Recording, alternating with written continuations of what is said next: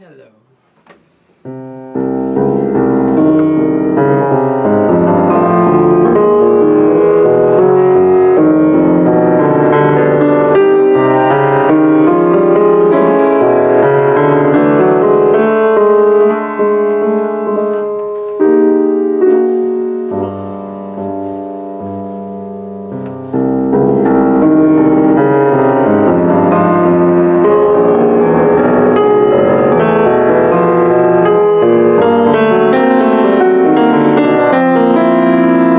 It was most amazing experience it was for me when I was young. Excuse my voice, I've caught a cold. But I wanted to share with you the opening pages, and in this case opening bars specifically, of Gould's Sonata for piano, which I had the honor to record from the handwriting of the manuscript, which was faxed at the time of the technology in the 90s in Paris, where the recording session was set. And it was so moving to read these sketches rather than this completed work, which Gould didn't complete, since he did not compose after he started early, and then he didn't complete it later, and then unfortunately he left us at age 50, so we will never know. But back then in the 90s I was asked to record it, and it was a challenge to guess the intentions, to fill up not the notes because that would be unrespectful, but to follow the musical instincts that in this piece he had in mind for the follow-up of the next note. For instance, the thematic material of the first theme.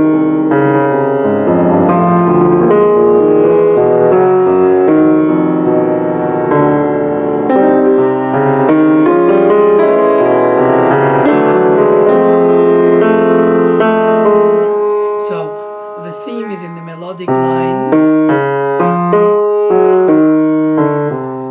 of the right hand. The accompaniment is without downbeat.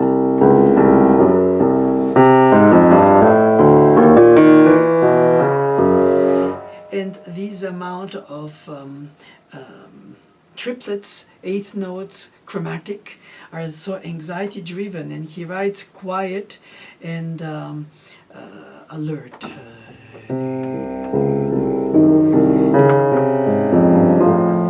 And after these 4 bars, he has the bridge to restart. This time piano, not pianissimo.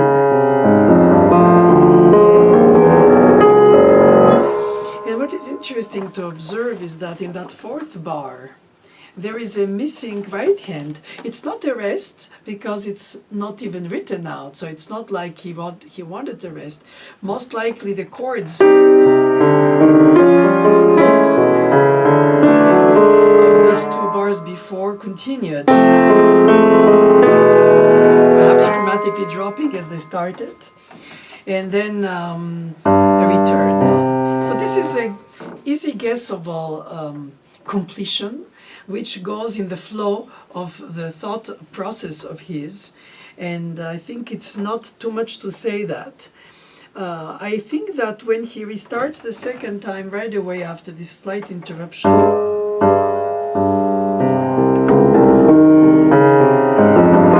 then he reaches and he writes at least a dynamic marking forte. And then he starts having this ascension very closely knit with the 2 against 3 rhythms.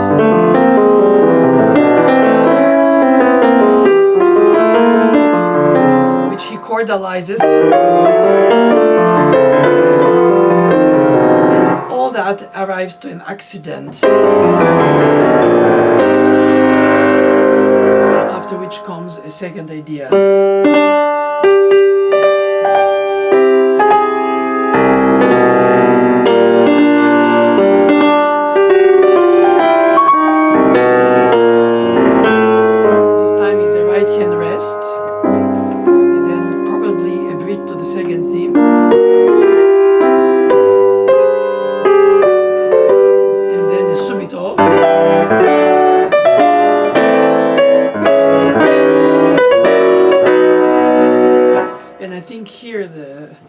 first theme comes back.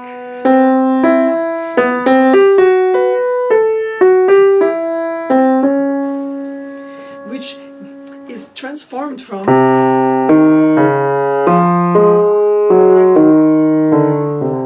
but in a more mellow solution.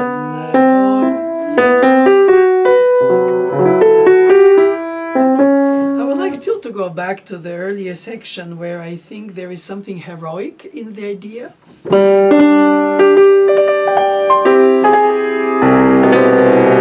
This dotted rhythm reminds me of the Schumann Fantasy.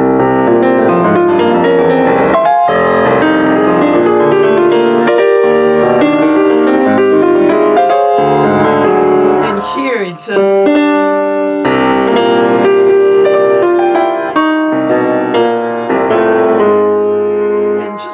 to that, in the end of the first theme, there's this 4 bars of 2 against 3 rhythmically between the left hand and then octaves. As if it has to go towards accident, like in 109 by Beethoven.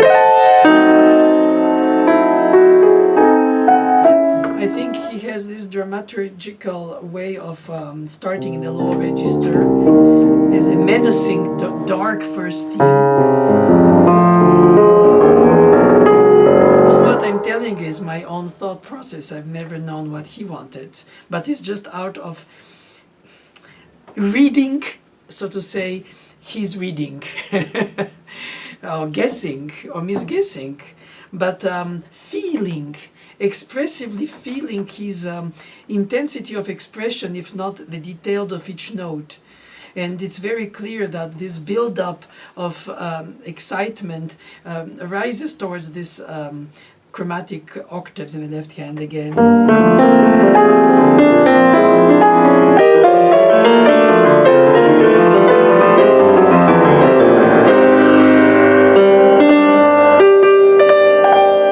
So there is a natural and a flat on top of each other.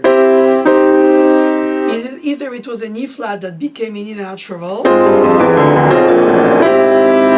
or it was an E natural that had to become an E flat.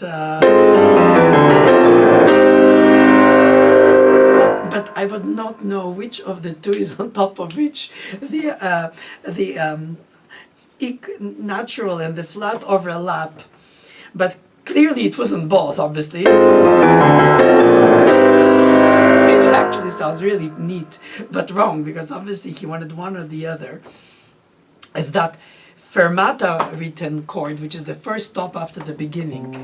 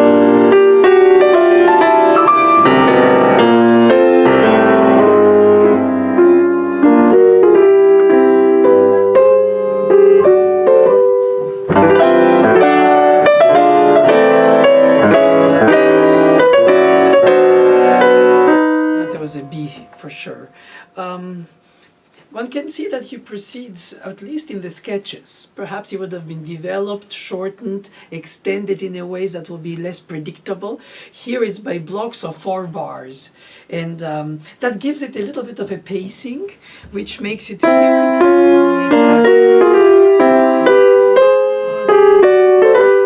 And he writes suave and flowing. But the writing is not very flowing, it's very square in a way, in the sense of rhythmicity. Yeah, I would understand if the flowing would have been...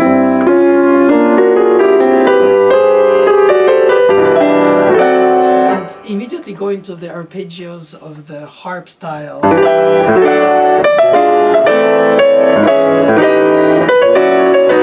There's a fermata on the rest after this chord, which obviously was to be dry.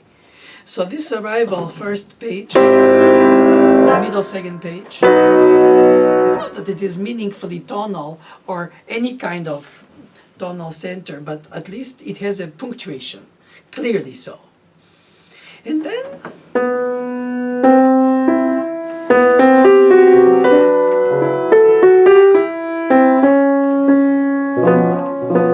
that clearly melody in the right hand is meant to be alone, because the left hand is indicated with full rests.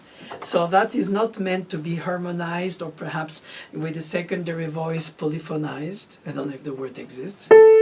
But it's more like an aria.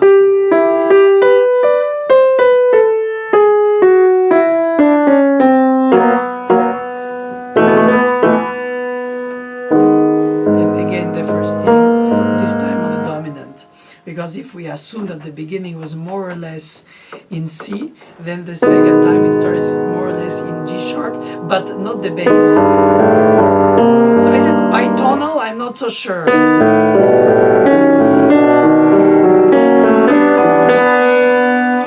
There is some similar color of B minor with the Berg Sonata, or in the Forest 13th Nocturne.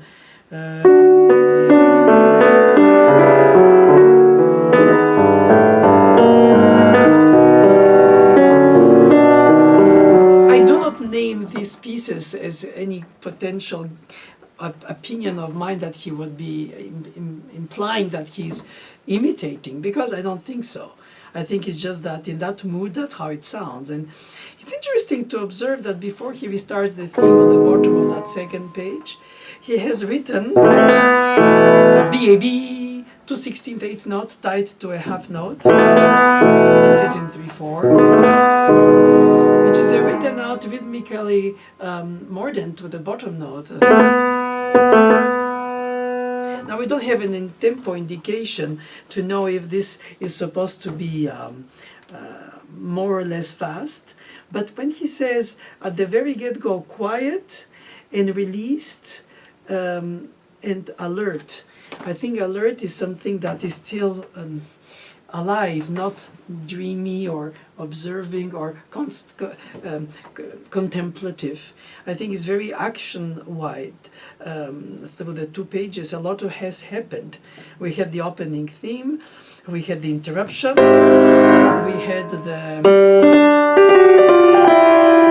bridge with the dotted rhythm that is culminating in the arpeggiations,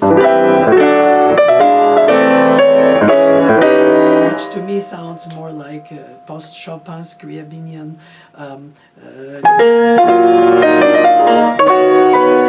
this kind of flow up, like drum, drum. So that when I consider it to be in the mood extremely heroic in that romantic era sense of the word, like in the and he'll be. Again, I don't want to think and you to think that I suggest that all this is a collage of different other pieces. It's just that when one reads it, as I did then and do now with you, when I recorded it back in the 90s and today, it's moving to see again the score and the handwriting and the hesitations, or perhaps the interruptions of thought that occur. And of course this group of 4 bars appears to be a bit academic for each matter being expressed, but I don't think is that wrong. It gives it a sense of settlement, while the music itself in the mood is not settled.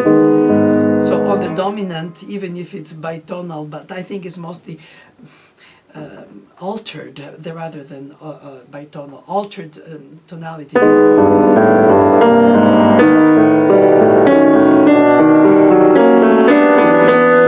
And that B, B, B repeated note that holds every 4th bar, and then the melody continues for the next group of 4 of the theme.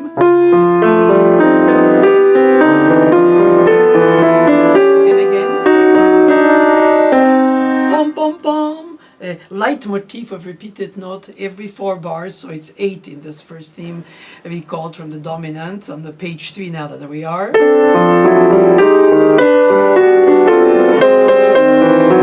starts in octaves in the right hand, at almost every bar, and then chromatically closing.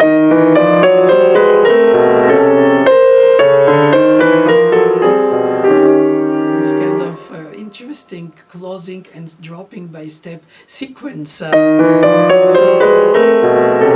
could think that perhaps he wanted the left hand to be expressively chromatically legato.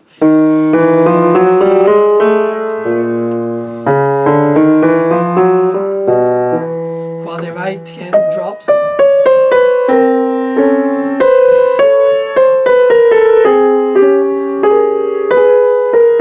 And starts a dialogue between the two hands.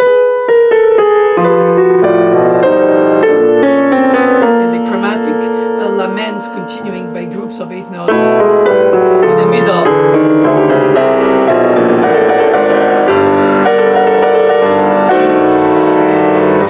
I gave you the third page until this other fermata chord. I will play it for you entire third page.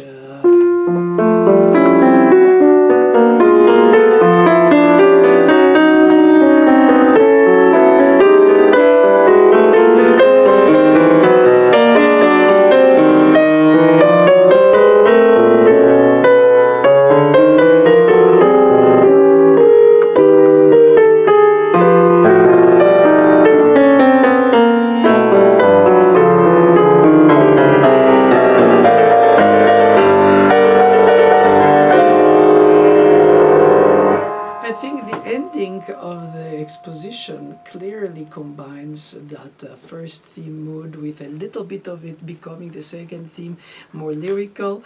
It's more like in the Sonata dark mood, brooding, where the second theme is built from the same DNA. It's just in a relative major, so it's not the drastic contrast, and here it is the first theme.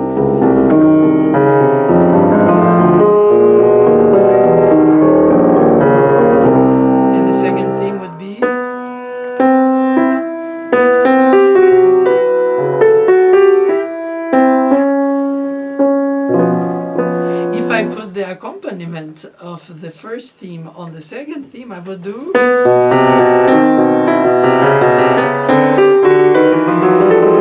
I'll hear the first theme in its entirety, or completion rather, of the two parts, two hands. But that is my assumption, that this is the second theme, and that he reaches another double bar at the bottom of the third page, where I think reasonably so in this first movement of sonata form, he calls it sonata, so I assume the form is also part of the calling.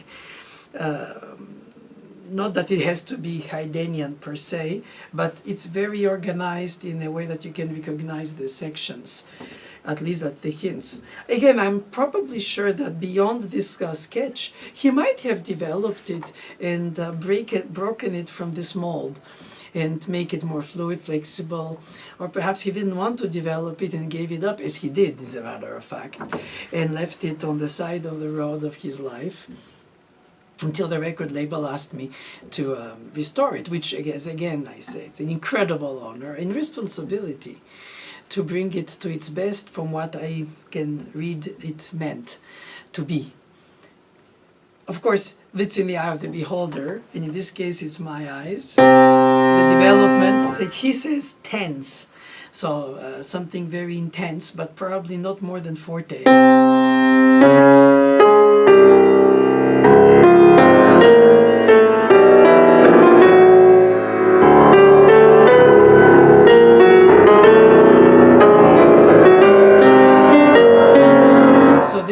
Canonic, sort of brassy sounding orchestral octaves, very arid and empty from any subtle harmonization. Any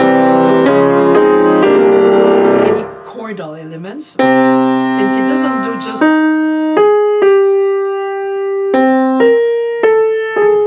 one single voice. That would be very left out, but it's relatively thick and deep, but empty inside the shell, because it's just octaves. The intervals rather than the chords that he searches for.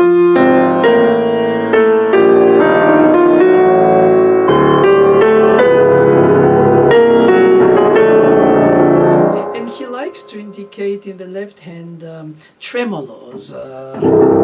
Like very soon will come in the page 4 to this tremolo of the bass line, which could be the build-up of something more developed, perhaps or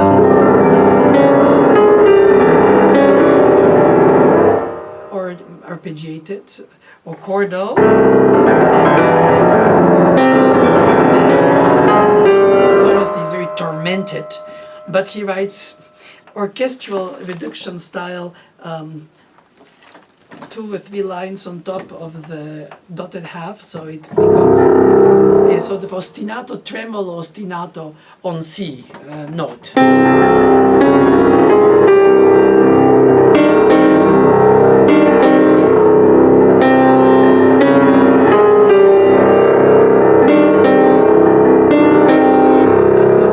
He uses since the beginning for the development of this movement echo cell, exactly the same group of bars twice, and then he moves the bass line chromatically.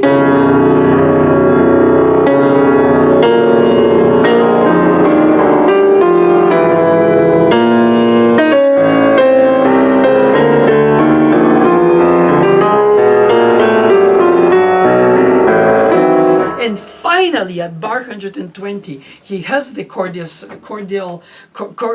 on the intervals of the octave.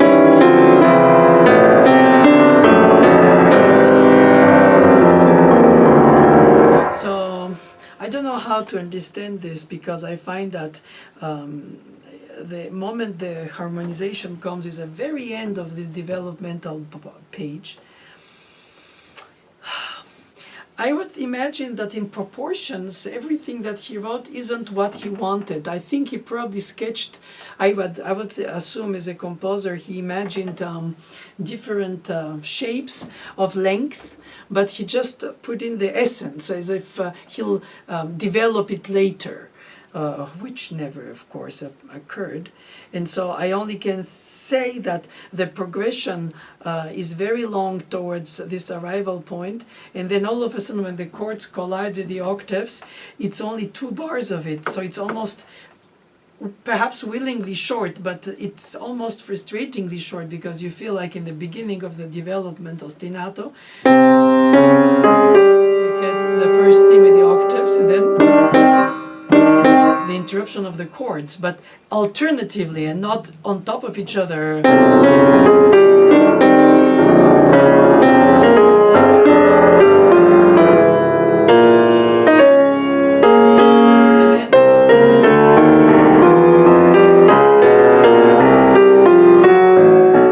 then only that bar 120.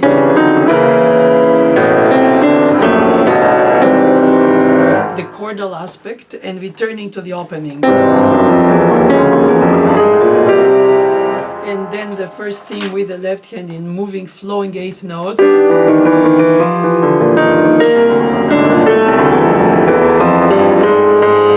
More octaves. Trying a step above.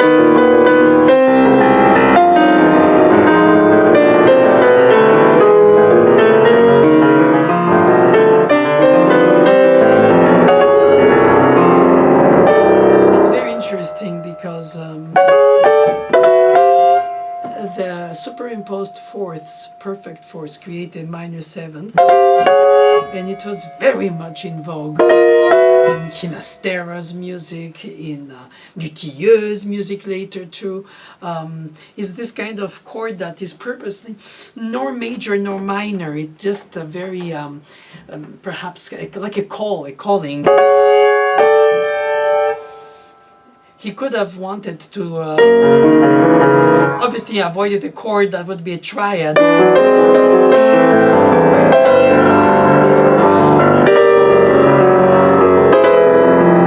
Even bitonal, but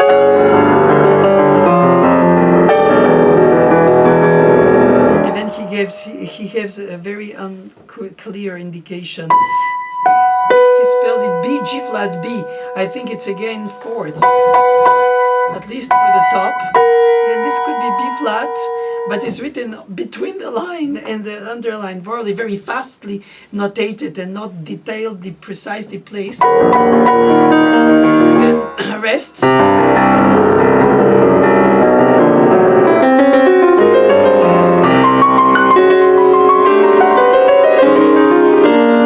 Inverting the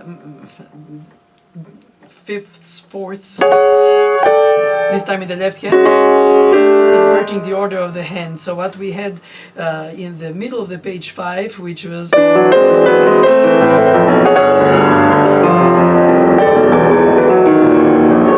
becomes at the beginning of page 6, clearly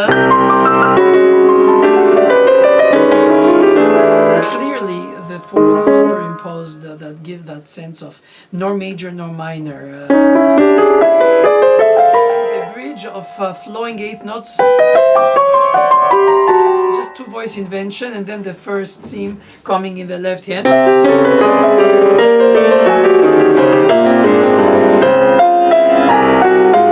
Again, the octaves in canon.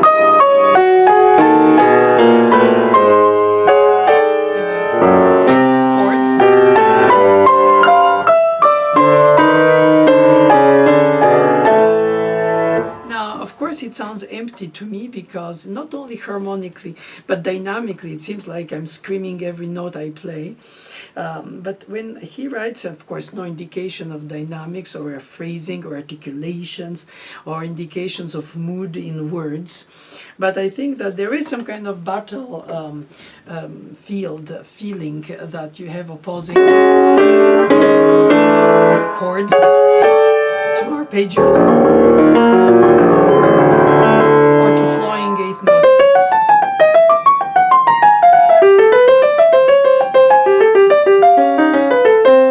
And I think when you look at them in slow motion,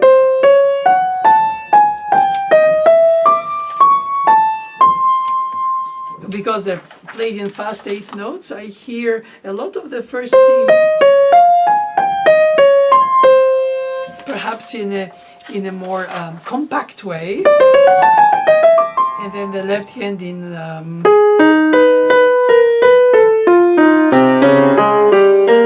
clearly in the octaves is the first theme in its glory, and then in the canon.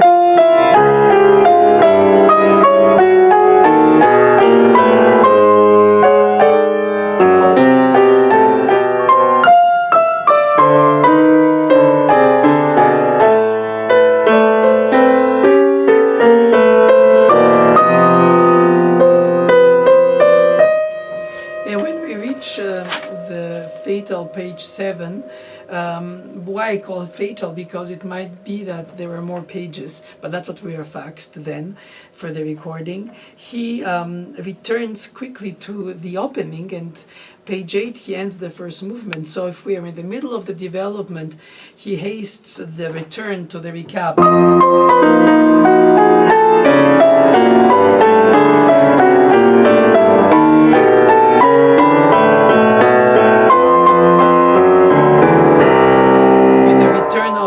Tremolo in the bass. I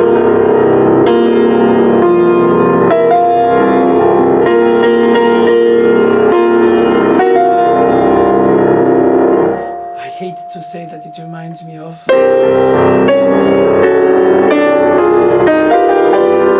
First Symphony by Brahms, but it does have that feel because of the tremolo in the left hand more than for the right hand, which has more of the Brahms First Concerto.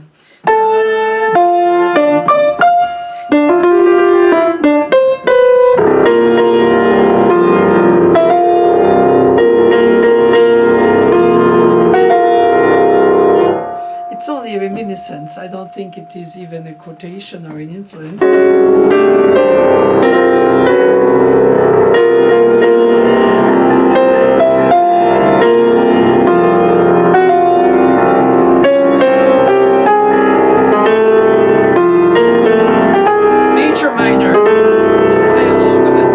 Between the two parts.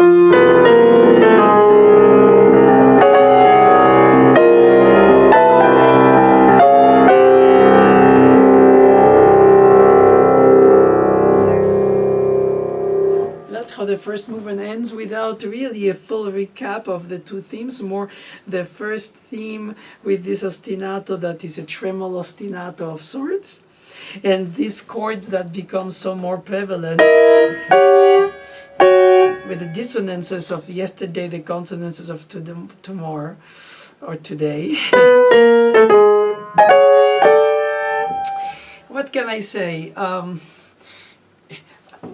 I feel very embarrassed in a way, because it's indecent in a way to visit the thought process of somebody who nevertheless didn't leave this as a completed work to be played. But when his publishing label asked me to record it and to, in a way, if not complete it per se, at least they thought as a composer myself I might be able to guess or figure out. Anybody could do that. It doesn't take a composer, it just takes a musician, that we all are when we love music that we play, and most of the time it's finished or completed. And even so, we argue about details of intention of the composer's will between manuscripts and editions. Here it's not to do with editions, it's only to do with sketches. And I find that fascinating. I find that moving. I find that almost indecent, because I feel like he didn't want it to be published or performed. He would have, well, anyway, done is done. But I wanted to share with you what it takes to take on such a challenge when you have integrity about the expectation of what the composer wanted. Would it be a dead or live composer? And then try to make sense out of different completion levels, or not really completed levels of each page. I would have been tempted, and which I didn't, in order to stay honest and earnestly honest with this score, at least with these intentions of his, to develop sections and make it more out of these materials, almost like playing with Play-Doh. But then it would be more my piece than his. And I think careful restoration, like perhaps archaeologists do when they discover artifacts of the past, is to bring it closest to what we think it was looking like whenever, even if it's a ruin of or some intentions only. And not to complete it too much. And leave it to express itself through the essence of it. We heard two themes, we heard the bridge, we heard chords, we heard canon of octaves, we heard low piano usage of the tremolo in ostinato. We heard the lyrical second theme that is more presented than developed, because after the exposition it doesn't come so often until the end of this first movement. You know, guessing has its limits, and I find that if I guess I have to complete too much, then I'll give it a sense of or I'll inject into it a sense of logic. It's because this that it became that. But the composer is not driven only by the logic of the developmental process of the thematic materials, you know, the leitmotifs and the variations and the way you develop the thematic material. There are, thankfully, in the eyes or in the ears or the inner life of the composer, things that don't have to match that logic. And it's not beautiful because it's logic, or it's not beautiful because it's not logical, or it's just intuitive for him, or he decided to go in a way that I wouldn't have guessed. Perhaps it's the healthiest thing not to guess. Because if it's too guessable, then perhaps it's too predictable. And often composers do in little details things that we wouldn't think comes next, and that refreshingly reminds us of something else, and we go, oh, I so love that piece like that. And of course, we're conditioned to the fact that the piece existed before us, so we don't want to think all the time what it would have been if in each section he or she, the composer, went in a different way. But In the case of manuscript, with a photocopy obviously from the facts of his handwriting, Gould had started something that either he wasn't satisfied with, either he was doing it as an exercise to prepare for a larger sonata or perhaps larger piece that he would compose. Perhaps he was just using it as an exercise tool for his compositions, like an etude for pianists, right? Perhaps it's a sketch, perhaps it's just a juxtaposition of thematic materials that he could use in another piece. It's not explicit at all. It's very enigmatic because obviously he only responded to his own necessity of what he needed it for.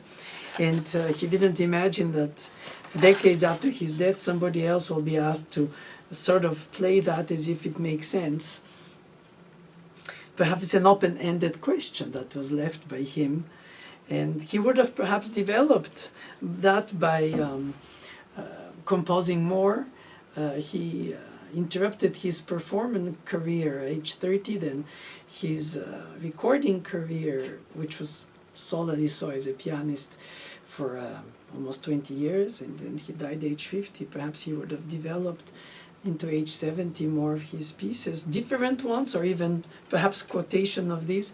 Prokofiev in his third sonata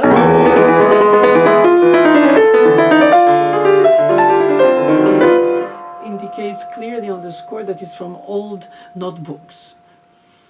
So he took some things, we don't know what, from these notebooks, a theme, an introduction, perhaps I don't know what, but he quotes it so.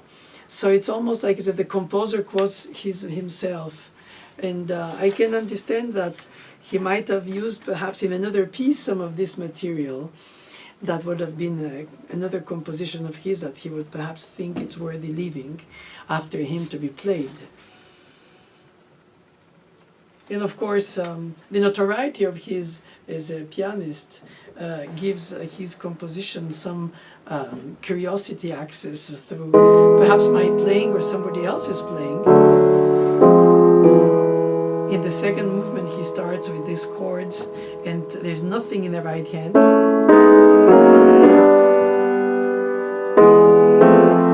This kind of Debussy-style triads that are parallel. And then, for the longest time, possibly the top part of the left-hand triads is a melodic line of the accompaniment, because only bars after that there is a semblance of a melody.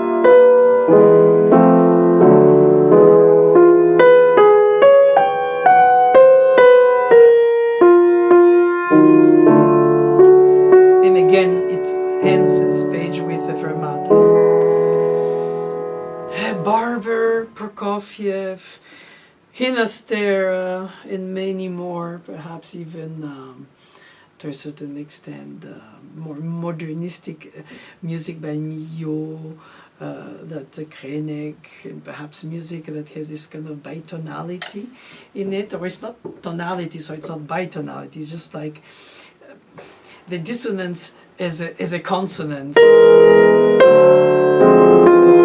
We'd say the left hand is loosely in E major, and the right hand, the melody, would be loosely in B flat major. So if not, you would have done or,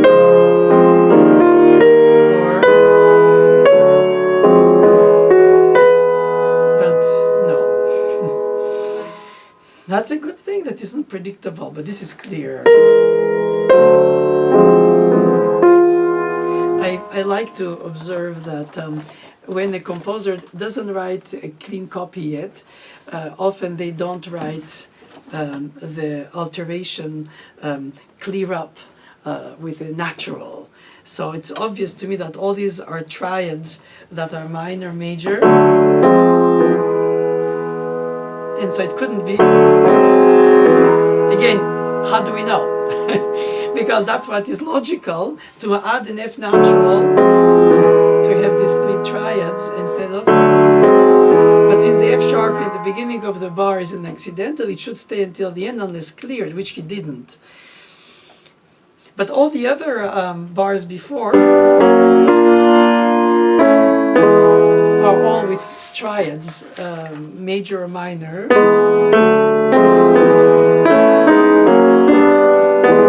So I think there it's reasonable to be guessing that he intended that chromaticism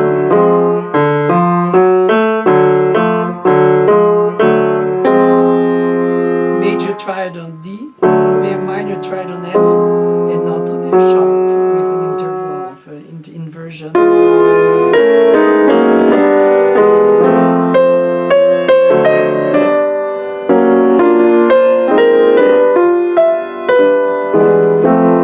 So this is the blunt material. Now if I want to go into interpretation, I would play more distant and more foggy.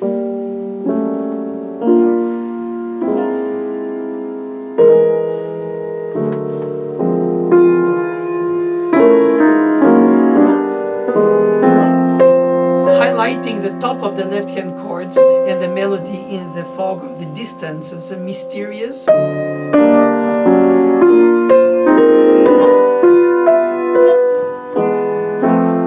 Mind you, he writes it in 6/8, and so the right hand is in more or less in 3/4 in the hemiola land, which gives not only a bitonal feeling but also sort of plurirythmical feeling.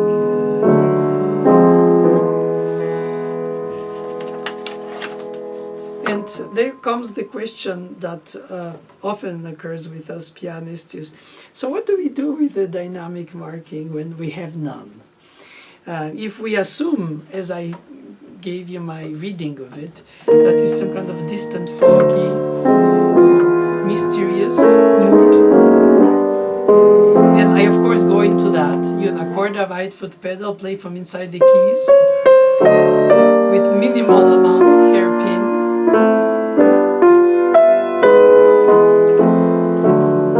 Perhaps even Copland has this kind of fourths. For sure, not perhaps. And Barber and Hinastera.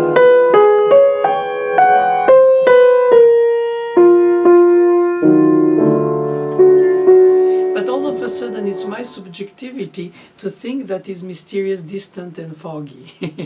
What if it's not? What if he wanted something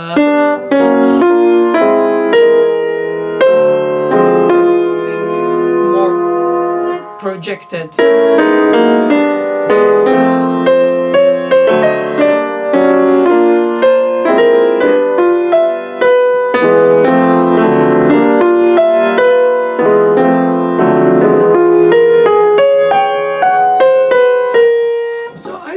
To avoid the objectivity of, I'm going to just play for you what I read, and I'm not going to input my own reading over it. In other words, to put the layer of my interpretation according to what I think the mood represents, even if there is no indication for it by any way, since he didn't need to, since he wanted for as a first or perhaps second throw, I don't know, but just for himself.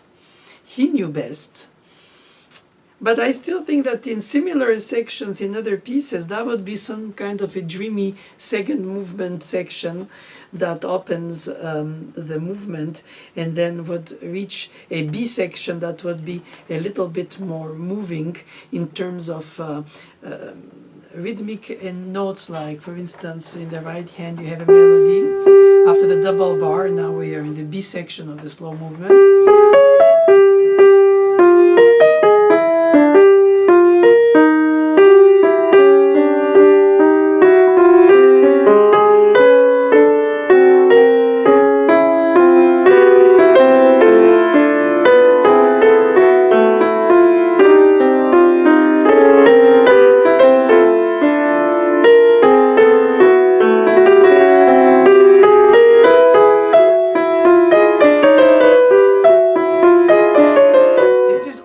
right hand, very dense, very intense, very polyphonic, very intensely chromatic as well, as if struggling around one, I would say leitmotif, but a few steps only.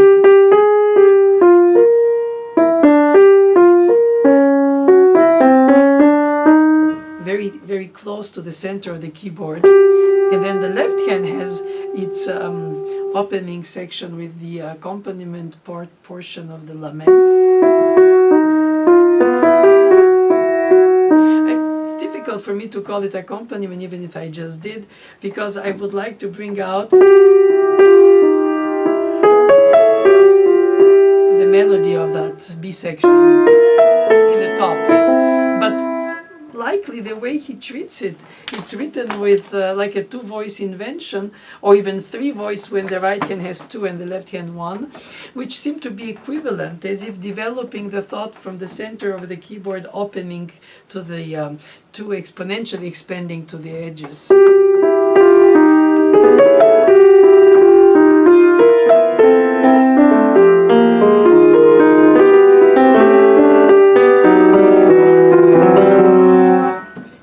And we have this melodic element, thematic,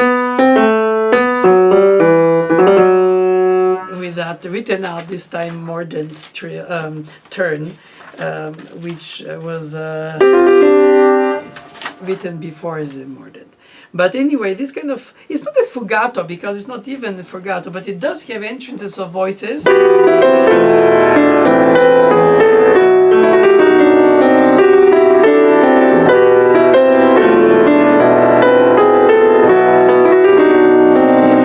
A processional feeling to it. It could be played darker and little softer, and you hear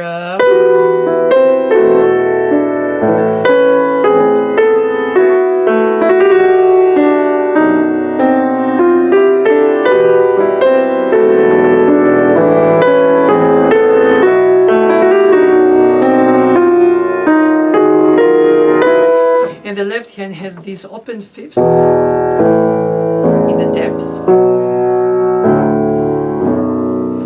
and the melody in the octave, and the patterns of lament in the side, nested inside the right hand elements. So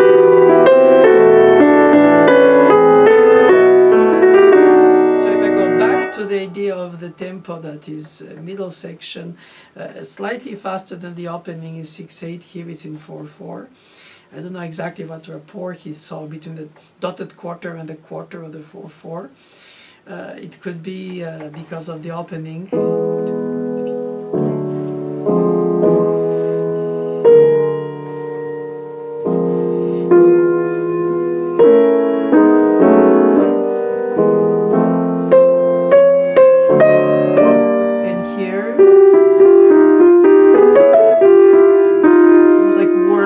Developing and multiplying, and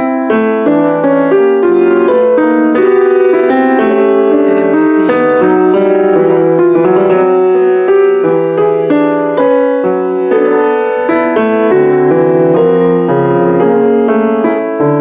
And then more forcefully in the right hand.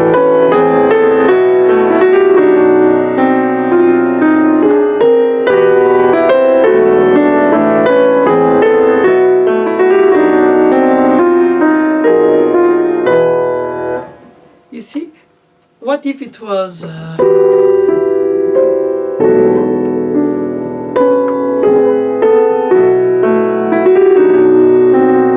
instead of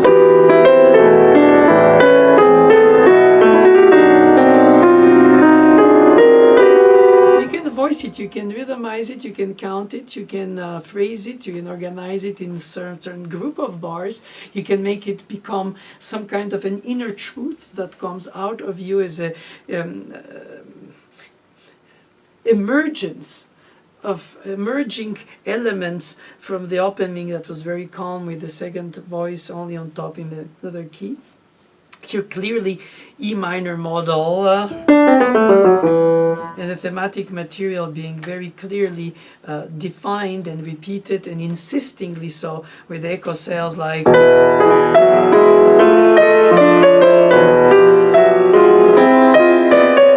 Moving on.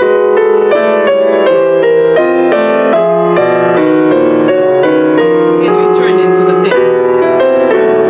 Third time.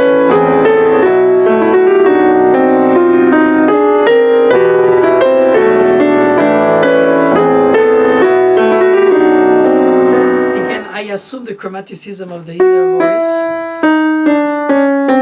but he doesn't clear it up. So could it be that it was implied? Versus if it was remained, as it is in fact, because he didn't clear up the alteration.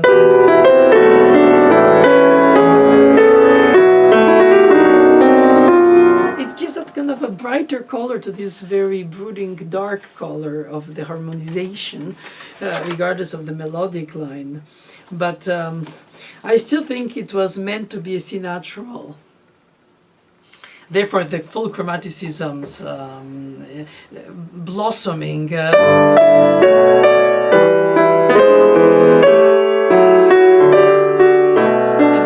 last bars of that B section before we return to the A prime.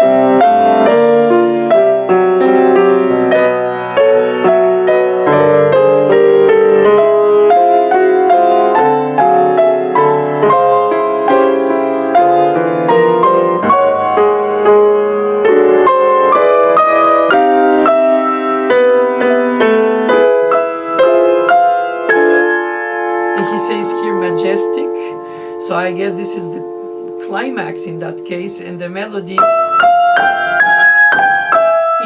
the pleading octaves in the top register, and the opening chords, which were distant, I think, and sort of hinted here, bright and in the heat of the warm expression of intensity.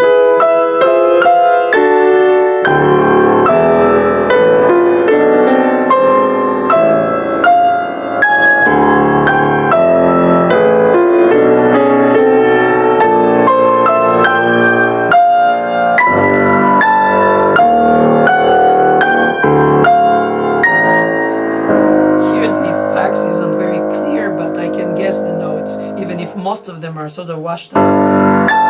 And this washed out is mostly about the ledger lines, but I think this B naturally interrupts again and comes with the chords of the opening. I think it's B prime, A prime, forgive me.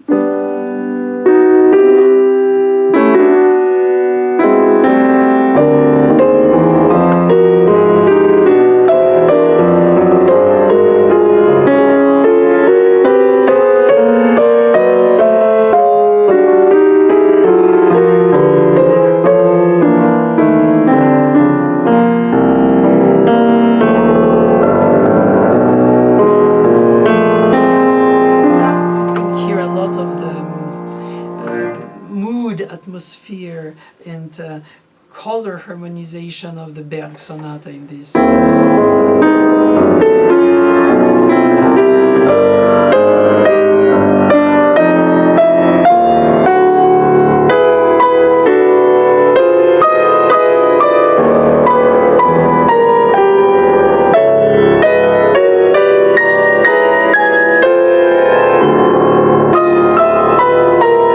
In the top, the triad in the middle, and the bass is the ostinato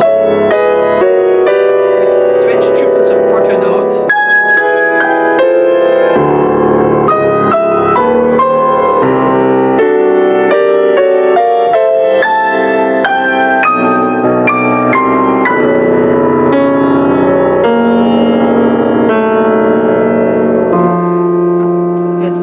It ends this page 12 with fermata, arrest, and then it starts with something that could be sort of a fugato that is not clearly developed.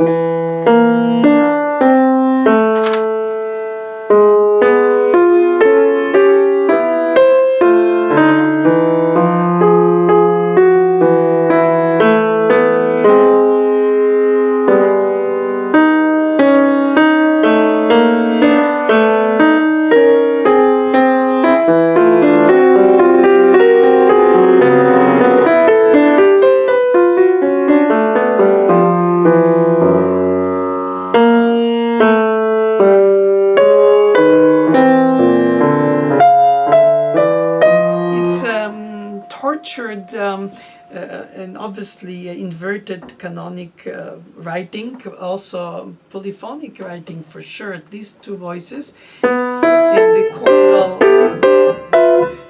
sevenths with the 2/4 inside here are displayed in arpeggio, like unlike the first movement.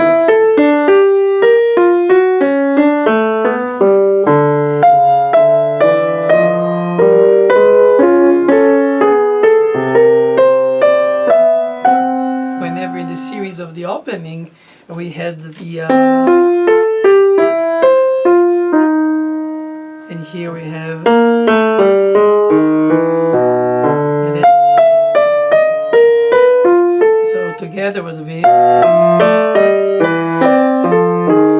Perhaps he's just exploring different combinations of melodic lines that intertwine and invert, but it's relatively fluid and relatively empty of chords.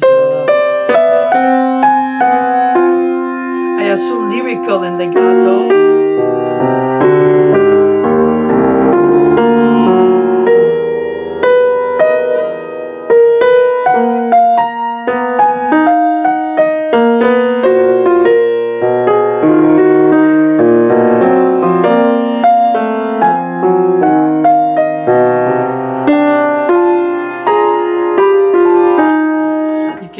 The voicing that I bring out for the three entrances in a row, which was the second theme of the first movement, but this time canonic, with an entrance of imitation of the other voice on the same note, and the bass, the third voice. That's why I hesitate to call it fugato, because it would be on the dominant rather than on the same note, but it's okay.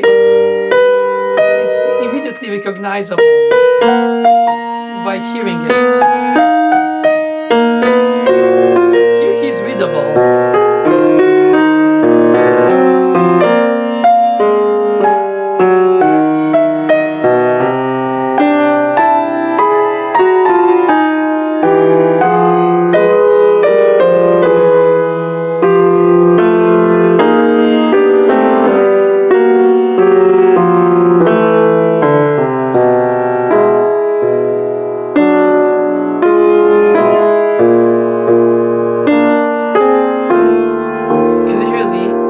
Ending the slow movement with the recall of the opening chords in good position triads, here in sixths. And this mysterious B flat bitonal.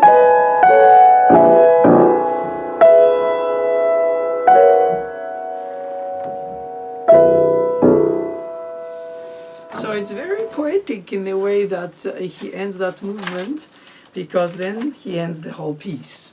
Obviously, he didn't end it. It ended, rather, into that second movement with a B section, first movement with really 1.5 themes and embryo of a development, and then coloristic modal tonal or tonomodal organization of the elements.